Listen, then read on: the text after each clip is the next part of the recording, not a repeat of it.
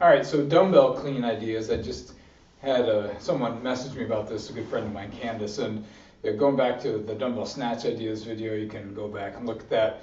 And coming with the CrossFit Games coming up, or the open season, and I said they're almost guaranteed there'd be a dumbbell snatch, and maybe there's gonna be dumbbell cleans this year. And I guess the caveat I'll put on this is I don't know if when they use things like dumbbell cleans, if there are rules that they set aside, expressly prohibit you from lifting the dumbbells up from between your feet for the dumbbell cleans. I don't know, especially with the double cleans. But the human body was meant to do most of its lifting with its hands between its legs.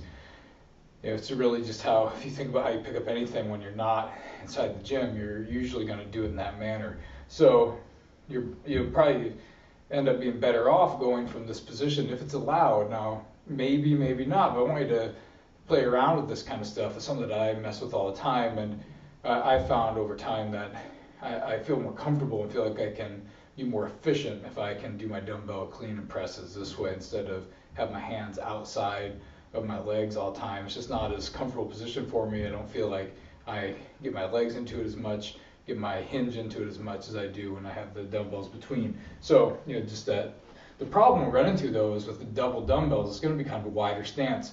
And a lot of people aren't comfortable pressing, push pressing, jerking from a little bit wider foot stance. So you want to play with how close can you get your feet and still be able to maintain that good hinge position and get the hamstrings, glutes, all those muscles into it, instead of sometimes what we see is a lot of people, if they're doing it with the hands outside the legs, they really blow their low backs out, and it becomes the limiting factor in their ability to maintain pace and efficiency throughout the session. So just like that dumbbell video or the snatch video, you're going to stand in a position where they're right under you or a little behind you, so you can really whip through to get them up. So from here,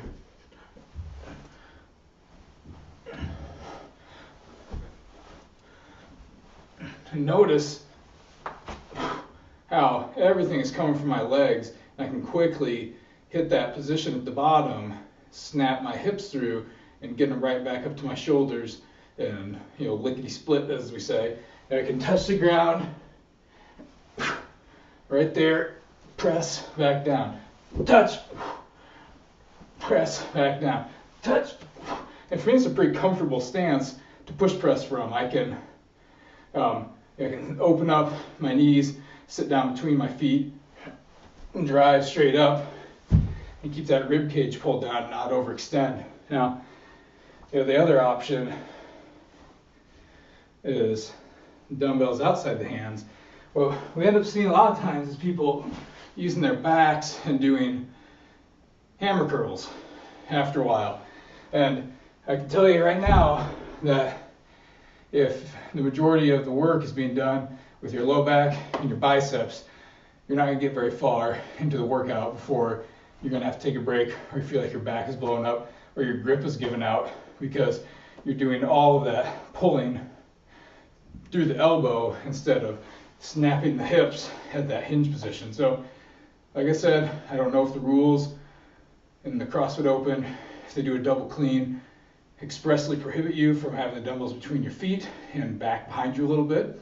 If they don't, start playing around with that. If they do, then just worry about doing them that way with your hands outside of your feet for the open. But at your gym, if you want to give people a more positive experience and put them in shapes that tend to leave them in a more natural pulling position into that clean, you might be better off teaching it and using it in this way in those settings. So